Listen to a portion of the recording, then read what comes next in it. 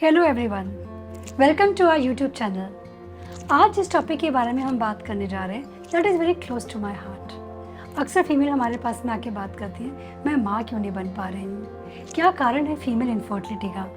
अगर आप इसके बारे में डिटेल में जानना चाहते हैं तो अंत तक हमारे साथ बन के रहिए। मैं doctor Sonali Gupta, IVF specialist and gynaecologist at the bliss IVF and gynae care at greater Noida.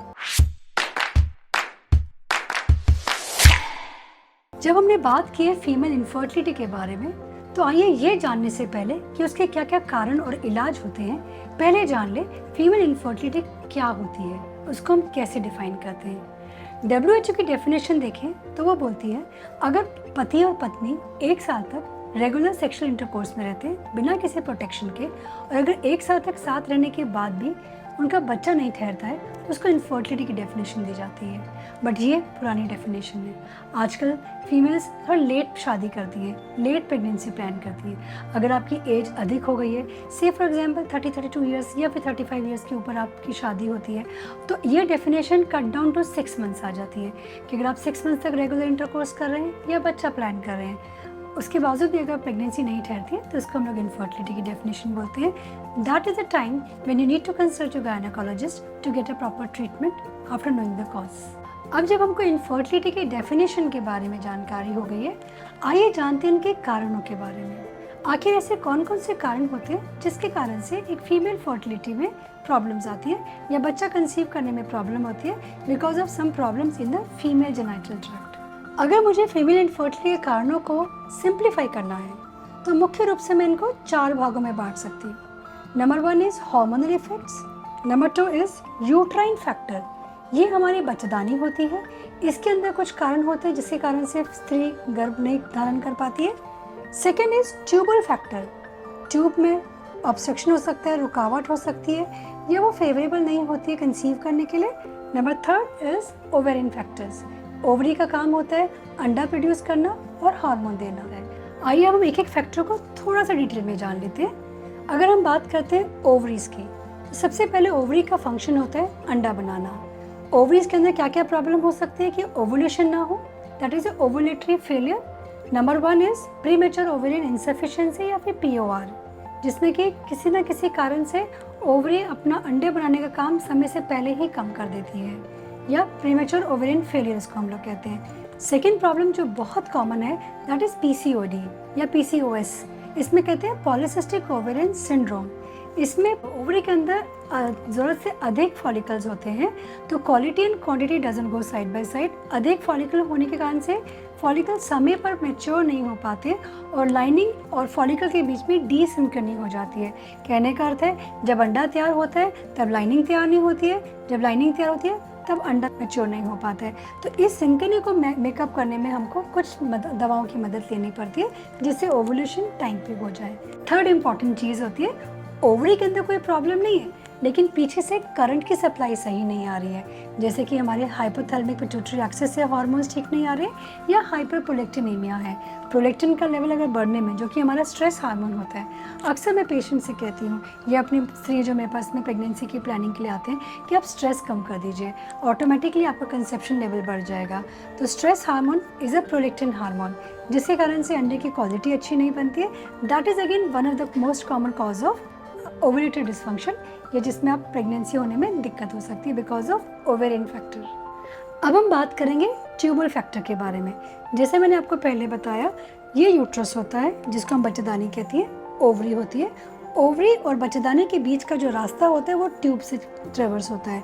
कहने का अर्थ है कि अंडेदानी में से अंडा रिलीज होता है, ट्यूब उसको कैच करती है, अंडा यहाँ पे आता है, हस्बैंड वाइफ आपस में इंटरकोर्स करते हैं, स्पर्म सारा रास्ता ट्रैवल करके ट्यूब के मिक्स सेगमेंट तक आता है। यहाँ पे जाके स्पर्म और oocyte का फर्टिलाइजेशन होता है या बच्चे का फॉर्मेशन होता है, जिसको हम लोग फर्टिलाइजेशन बोलते हैं या एम्ब्रियो फॉर्मेशन बोलते हैं। This is very crucial thing. अगर किसी भी कारण से ट्यूब में चिपकावट है, रुकावट है, या तो स्पर्म और oocyte का मिलन ही नहीं हो पाएगा, और अगर बाई चांस पार्शियल ब्लॉकेज है, मिलन हो भी गया, फर्टिलाइजेशन हो भी गया, तो एम्ब्रियो अगर बच्चेदानी तक नहीं पहुंच पाएगा तो यहीं पर इम्प्लांट हो जाएगा, which is cause of ectopic pregnancy, जो कि बहुत लाइफ थ्रेटनिंग सिचुएशन है। तो before starting our treatment we should know the assessment of the tubal factor कि ट्यूब हमारी पेटेंट है कि नहीं है। ट्यूबल फैक्टर के बाद अब हम बात करेंगे यूट्राइन फैक्टर की, यानी बच्चेदानी में ऐसी क्या क्या परिस्थितियाँ होती है जिसमें बच्चा लगने में दिक्कत हो सकती है। आपने अक्सर सुना होगा रसौली नाम के बारे में, fibroid uterus. Yes, fibroid uterus is one of the most common benign tumour of the female reproductive tract. लेकिन हर रसौली इनफर्टिलिटी का कारण नहीं होती है। Don't get scared. बच्चेदानी की अगर मांसपेशी में एक ट्यूमर बन जाता है जो कि बिनाइन ट्यूमर होता है, उसको फाइब्रॉइड यूट्रस कहते हैं। उसकी पोजीशन, लोकेशन के ऊपर डिपेंड करता है कि वो कितना कंट्रीब्यूट करते हैं इनफर्टिलिटी के लिए। मैंने अक्सर अपने पेशेंट्स में 10-10 रसौलियों के साथ में ट्रीटमेंट किया है और डिलीवरी के साथ उनको रिमूव किया है। तो अकेला अगर आपको फाइब्रॉइड यूट्रस है तो आप निराश मत होइए। ऐसा कतई नहीं है कि आप कंसीव नहीं कर सकते हैं, लेकिन ज़रूरत है ये जानने की उसका साइज़ क्या है, लोकेशन क्या है, पोजीशन क्या है और वो कितना क्लोज टू एंडोमेट्रियम है। एंडोमेट्रियम होती है बच्चेदानी की बिल्कुल भीतर की सतह। यहाँ पे एक्चुअली इम्प्लांटेशन होता है बच्चे का, जो कि ट्यूब में बन के 5 डेज़ में यूट्राइन कैविटी में आता है। अगर कैविटी के अंदर पॉलिप्स हैं, जैसे आप देख पा रहे हैं, छोटे छोटे प्रोटूबरेंसेस निकलते हैं, जैसे आपने मस्से सुने होंगे, कई बार नाक में भी लोगों के मस्से हो जाते हैं। वैसे ही पॉलीपॉइडल ग्रोथ अगर एंडोमेट्रियम में होती है, जिसके कारण से एंडोमेट्रियम की रिसेप्टिविटी में प्रॉब्लम हो जाती है, तो बच्चा बन तो जाता है पर वहाँ पे जड़ नहीं पकड़ पाता है, इम्प्लांट नहीं हो पाता है। So one thing is endometrial polyps, second thing is fibroid. कई बार एडिनोमायोसिस होता है, बच्चेदानी की सूजन जिसको हम लोग लोकली कहते हैं, मसल में हाइपरप्लेजिया ग्रोथ होता है, जिसके कारण से यूट्रस एबनॉर्मली कॉन्ट्रैक्ट करता है और उसके अंदर बच्चे का इम्प्लांटेशन में प्रॉब्लम आ जाती है। एक बहुत इंपॉर्टेंट चीज़ होती है ये बच्चेदानी के मुंह के बारे में, जिसको हम लोग सर्विक्स कहते हैं। सर्वाइकल म्यूकस बड़ा इंपॉर्टेंट रोल प्ले करता है स्पर्म के पेनिट्रेशन होके जाने में। अगर सर्विक्स का मुंह छोटा है, बंद है, या उसके अंदर का जो म्यूकस प्लग है वो हॉस्टाइल है फॉर फर्टिलिटी, वो स्पर्म्स को वहीं फिल्टर कर लेता है। These are the very common factors जो कि बहुत इजीली ट्रीट हो सकते हैं बशर्ते हम उनके बारे में जानकारी हो। इसके अलावा कुछ चीज़ें ऐसी भी होती हैं जो स्त्री अपने गर्भ से, मतलब अपने जन्म से लेके आती हैं। कुछ डिफेक्ट्स होते हैं, जैसे कि यूट्राइन मैलफॉर्मेशन कहते हैं, बच्चेदानी में पर्दा होना, बच्चेदानी का शेप अलग होना, बाइकॉर्नेट यूट्रस होना या यूनिकॉर्नेट यूट्रस होना, जिसमें कि बच्चेदानी सिंगल होती है, हाफ होती है, पर्दा होता है। बहुत सारे इनबॉर्न एरर्स होते हैं जिसमें कि यूट्रस के स्ट्रक्चरल डिफेक्ट्स होते हैं। उसके कारण से पर्याप्त स्पेस नहीं मिल पाता है कि बच्चा बन भी जाएगा तो उसमें इम्प्लांट नहीं हो पाएगा। अगर शुरुआत में इम्प्लांट भी हो गया तो baby will not be able to survive more than few weeks और मंथ्स। उसके बाद में उसकी धड़कन खत्म हो जाती है और वो एबॉर्शन हो जाता है। एंडोमेट्रोसिस एक ऐसी बीमारी है जिसमें यूट्रस की अंदर की लाइनिंग, जिसको हम एंडोमेट्रियम कहते हैं, वो अंदर ना होके यूट्रस के बाहर कैविटी में, जनरल पेरिटोनियल कैविटी में या ओवरी में पाई जाती है। क्योंकि वो गलत जगह पे प्लेस्ड होती है, वो हार्मोनली एक्टिव होती है, तो वो कहीं ना कहीं पर इनफर्टिलिटी को कंट्रीब्यूट करती है बहुत सारे कारणों से। Endometriosis should not be missed. इसके बारे में डिटेल में जानने के लिए हम अगले वीडियो में बात करेंगे। So these are the very important thing we should know that what are the causes, uterine causes of infertility. ये सब बहुत कॉमनली फाइंड कॉजेज है जिनका ट्रीटमेंट बहुत अधिक मुश्किल नहीं है। इसी पे आके बात खत्म नहीं होती है। बहुत सारी चीज़ें हमारी लाइफ में मैटर करती हैं, जैसे एज मैटर करती है, लाइफस्टाइल मैटर करती है, weight, body mass index matter करता है, हमारा स्लीप वेक साइकिल मैटर करता है, हमारा hormonal level and stress level matter करता है। यही नहीं, एक DHEA करके एक दवाई आती है जिसको अगर गर्भवती महिला को अगर एक्सपोजर हो जाता है तो अगर गर्भ में फीमेल चाइल्ड है तो उसके यूट्रस में प्रॉब्लम आ सकती है गर्भ करने में।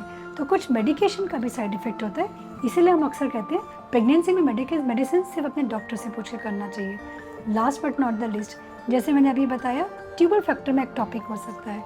एक टॉपिक प्रेगनेंसी के बाद में अगर ट्यूब कट जाती है तो हमारा फर्टिलिटी का चांसेस ऑलमोस्ट हाफ हो जाता है।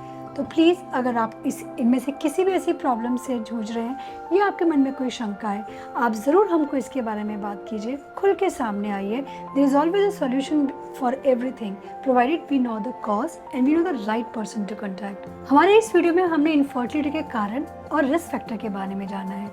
हमारे अगले वीडियो में हम इसके प्रिवेंशन और ट्रीटमेंट ऑप्शंस के बारे में बात करेंगे। Stay tuned.